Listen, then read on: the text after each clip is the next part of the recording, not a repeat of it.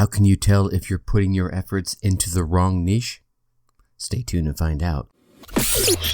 Welcome. Okay, here's the question. Serious? How are we dark horses? You know, the ones everyone is betting against, the ones they don't expect to win, place, or even show on the track, and they'll even laugh on us when we talk about trying. How do we show the world our greatness and triumph? Come on. Well, that's the question, and this podcast will give you the answers. Let's go. This is The Dark Horse Entrepreneur. My name is Tracy Brinkman. And push it up. What is up? What is up? What the hell is up, my Dark Horse friends and family? Welcome back to your ongoing dose of right or wrong niche learning. I'm your Dark Horse host, Tracy Brinkman, and you, well, that, my friend, is infinitely more important. You are a driven entrepreneur, or perhaps you're one in the making. Either way, you're here because you're ready to start, restart, kickstart, and just start leveling up with some great marketing, personal, or business tips and results in order to build that beautiful business of yours into the empire it absolutely deserves to be. That's why I'm here sitting with you, my friend, with another solo success episode coming to you straight from the Dark Horse HQ into your ears as we dive deep into success with actionable advice, tips and steps designed to help you level up your game, your life, your business, because as we already know, there are no shortcuts to success except for taking those little steps towards your goal every single day. Now, I want you to take a little step for me because I know you're getting value from these episodes, right? Yeah.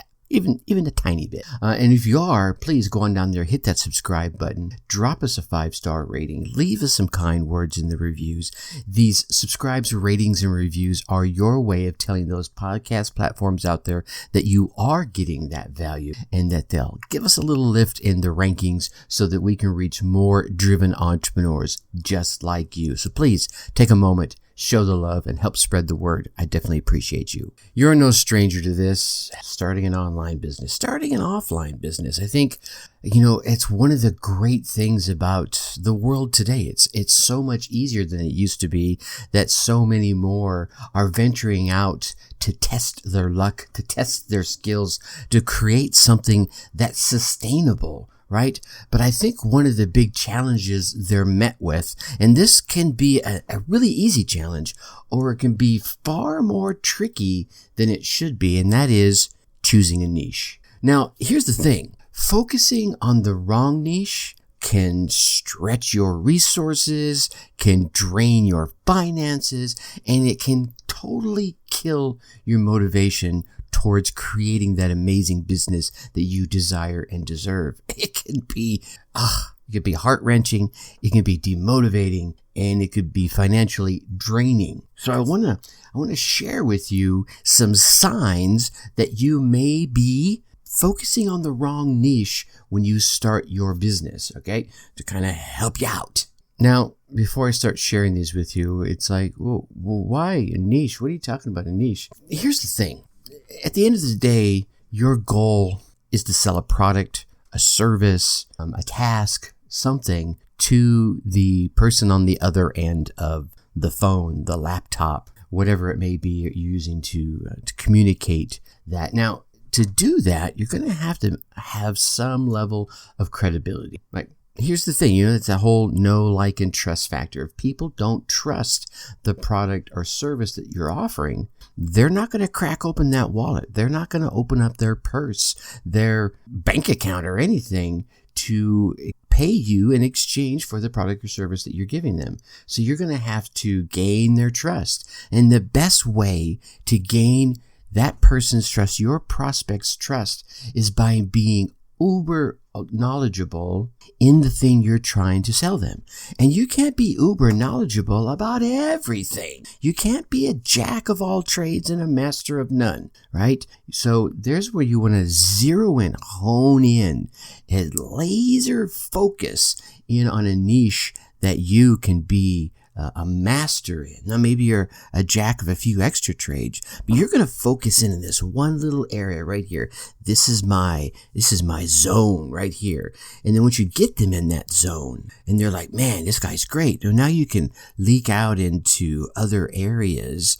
And that way at the same time, you can hone your knowledge there and become slowly a master of additional pieces. So it's really important to pick to pick a niche. And I think picking a niche is probably half the battle, right? I mean, okay, here's where I'm going to go, Tracy. I'm going to go right here.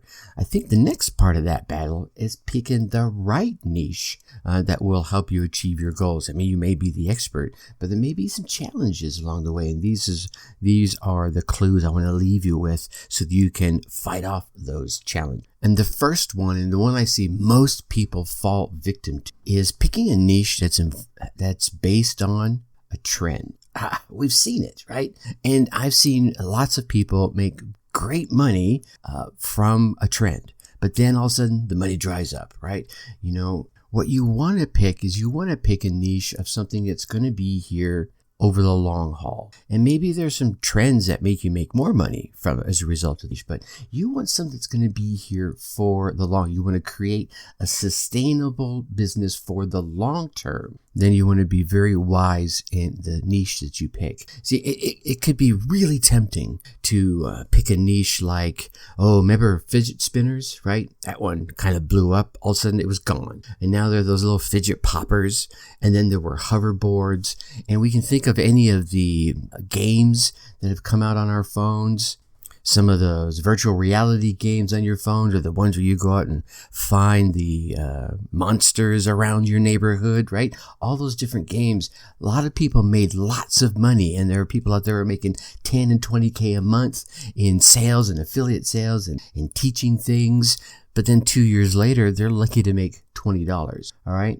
And I'm not saying you can't take advantage of these opportunities if they're aligned with the core niche, the core piece of your business. What I'm saying is don't base it solely off these trends, because you'll go in, you'll make great money, and then you'll go out, then you'll be like, what's next? And then it'll almost be like starting right at ground zero. And I think something that's on the other side of that same coin is competing with huge businesses that are on every corner. I'll use an example like Coca-Cola. I worked for Coca-Cola for well over a decade. And, you know, Coca-Cola as of 2019 had, 43.7% of the soft drink market. They're number one. Everyone knows they're number one. Everyone knows that Pepsi is number two. But Pepsi only has 24% of the market. So they have just a little over half of what Coca-Cola has. So they're a distant second. It's not like they're going to come up and be number one all of a sudden. And then behind that is someone that has half of that, which is Dr. Pepper. And then, you know, third and fourth falls way down into 3.8%, 3%, et cetera, et cetera. So if you're in a niche where you're competing with giants out there, you want to be prepared for a knockdown, drag out fight, right? If you're having to come at new angles every time you turn around, but the next thing you know, your competitor is invading in that new angled space, taking the attention away from you, then it's probably not the niche you need to be in. Another niche you don't need to be in is one that you picked just because of the money. Yeah, hey, don't get me wrong. Money's good. Like Zig Ziglar says, money is right up there next to oxygen, right? You could live without it, but not for very long, right? It's important that the niche that you pick is profitable. There it is. All right. I'll say it. We want to earn money. Capitalism 101. I have no problem with someone whose service I'm buying, them earning money from it. They created the service. They deserve the money. But if the money is the only reason that you're picking a niche, you're going to have a hard time with this over the long, right? Because let's be honest, creating a business is simple. Doesn't necessarily mean it's easy, right? You're going to have to overcome some hurdles. You're going to have to break through, dig under, go around, jump over obstacles that are going to be placed in your way. And the moment that the money is your main and only goal for picking a specific niche, the minute you stop earning money at the pace that you want to earn it at, you're going to start losing motivation. And that motivation is the thing that's going to get you over those obstacles, under those obstacles, around those obstacles, and create your ability to break through those obstacles. And here's another thing about niches are all about the money. Everyone else is there too, right? It means it's going to be a hard-fought battle. You're going to step into an arena of gladiators, and these gladiators were there before you. They know all the little tips and tricks, right? There's all kinds of folks who are going to be flocking there with you. because they're all thinking the same thing that you thought. Well, this is where I can make the most money. And that leaps right back to the Coca-Cola and Pepsi example. Well, man, I'm going to be knocking heads with all these giants in there, these giant gladiators, right? But here's the thing. There's lots of money to be made in smaller niches. And guess what? They're a lot easier to get into. The money's a lot easier to obtain. Anyway. All right. I think another one we want to discuss here is if you look around and the people that are in that niche that you're considering are broke, it's probably not the place for you, right? You don't want to be like them, right? And I don't mean necessarily just the people that are running businesses in the niche. I mean the potential clients and the potential customers. If they don't have the money to spend on your product or service, and they don't have the money to easily spend on your product or service, right? That really decreases your chances of making a sale, an upsell, or any kind of opportunities to increase your profits. Like maybe you're thinking, Tracy, I have the secret code. I'm going to go in with the $17 offer, the tripwire offer, $17. I'm going to get them in the door with that. And you're right. You probably will. They can probably afford $17. But your next upsell after that, it's going to be a little harder, even if it's only 47, because the 17 and the 47 put together. Now they're thinking, oh gosh, I don't know if I can afford that. And that's what I'm saying. So it doesn't mean you can't make it work. But often, here's the thing, it's going to take the same amount of energy to target niches where people have the money to spend. There you go. Think about that. Do you want to spend all your energy on the folks that can only afford your $17 tripwire offer and not your upsells, or spend the same amount of energy with maybe a slight variation in tactics on the people that can not only afford your $17 tripwire, but will also afford your next 3 upsells as well as your one-on-one coaching, right? Your high ticket opportunity. Yeah, there you go. And I think the last thing I want to leave you with here is if you have to convince somebody to buy your product, it's probably not the niche for you. And we've all been on the phone or on a Zoom call or on a Facebook DM chat with that guy or that girl that's trying to push whatever product or service onto you.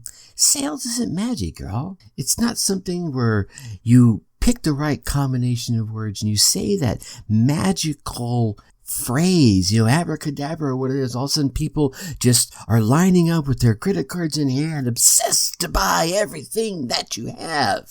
No, it's not like that. In reality, a majority of your sales opportunities, they're going to lead to a no. This is the way it is. And you think about it. In the B2C world, most businesses still convert under 50%. That's just it. If they're in close to 50%, they're killing it, right? I think the magic here is really finding your ideal prospects, showing those interested people enough of your content in context to make the purchase. And when you're showing them that content in context, you're doing it and you're handling those objections almost in advance with that content. I think if you start spending a lot of energy on every single sales opportunity that is common in every niche that's out there, I think you need to go back to the drawing board, right? You need to be able to bring people into your sphere of influence, share them your content, share with them the content. And if they raise their hand, you say, hey, do you want my help? Most of the time, they're going to start nodding their head, right? You're not convincing anyone. They're already convinced. They're like, I resonate with this dude. I'm going to check his stuff out. Or dudette. Okay, so those are a few tips. Now, as you're sitting there, maybe you're thinking, well, damn, 2 of those fit with the niche I'm in. What do I got to do? Look, here's the thing. You don't necessarily have to throw yourself in an entirely new niche overall, right? Depending on what it is you got going on, you can probably your best bet is to narrow your focus down. Remember I talked about that laser beam, getting laser focused. Maybe you're dealing in the self-help arena. For example, there's a lot of folks out there doing it in self-help arena. So obviously you're out there, you're competing with some pretty big names out there, right? We know my man, Tony, right? He's out there banging at it. Tim, even with his 4-hour work week, he's doing a lot of stuff. You've got Michael Hyatt is out there. So you're going to be knocking heads with some really significant names in the game. However, if you went laser focused in either, activity or by demographic or even by location, maybe say, here's what I'm going to do. I'm going to do self-help in my city, in the city of Milwaukee, heck, maybe even in your hometown, your little bitty town of 10,000 or less people. Start there and then go out to the next town and the next town and start growing it like that. Now, you're not knocking heads with Tim Ferriss or Tony Robbins or Michael Hyatt. No, you're knocking heads with, maybe nobody, right? And like I mentioned, you also could do it by activity. So maybe instead of doing self-help in general, you're going to focus in on communication techniques, or you're going to focus in on relationship techniques, or meditation, or, visualization, whatever it is. You're going to start off in that one arena, the one that really resonates with you the most. For me, back in the days in the 90s, I started with goal setting. I created a whole goal setting process with forms and, just everything was involved. And that's where I started. My first ebook was about goal setting. And like I said, I came up with the forms and started marketing those. And that was my step in. All of a sudden, people started asking me about other things in the same genre and same personal development, self-help genre, but I still focused on goal setting, right? That's how I brought them in the door. Then they started asking me about, well, what about leadership, or what about meditation? Do you do that? Do you, what about NLP, right? So now I got them in the door through the activity. And the last one obviously is by demographic. And I think some folks maybe over focus on this, but maybe you say, you know what?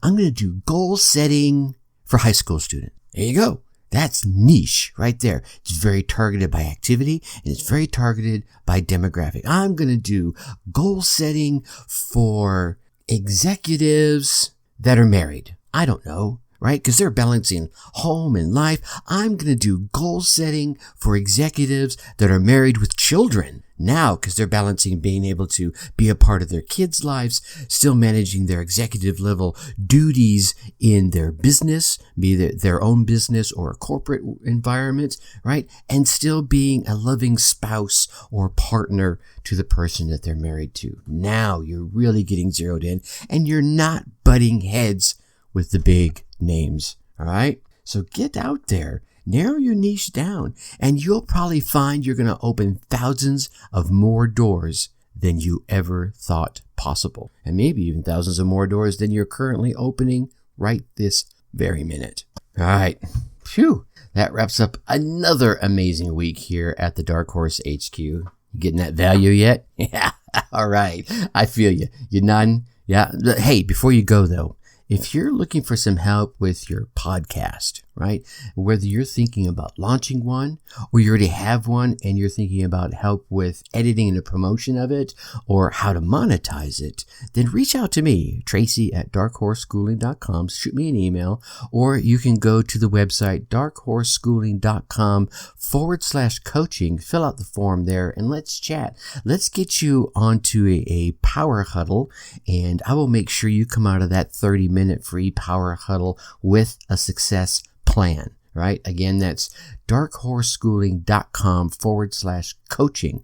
Let's see how I can be of service to you in helping you start, restart, or kickstart your business or your podcast. Now, I know you got value out of this episode, right? Yeah, I know you did. So make sure you go on down there, smash that subscribe button, leave us a 5-star rating, put some kind words in the reviews, tell those podcast platforms out there that you are getting that value so they'll kick us up a little bit in the rankings so that we can reach more driven entrepreneurs just like you. So please take a moment, show the love. And until next time, I'm going to leave you as I always do. Think successfully and take action. Thank you for listening to the Dark Horse Entrepreneur Podcast. And you know this! Thanks for tuning in. Check us out at www.darkhorseschooling.com. All right. My name is Tracy Brinkman.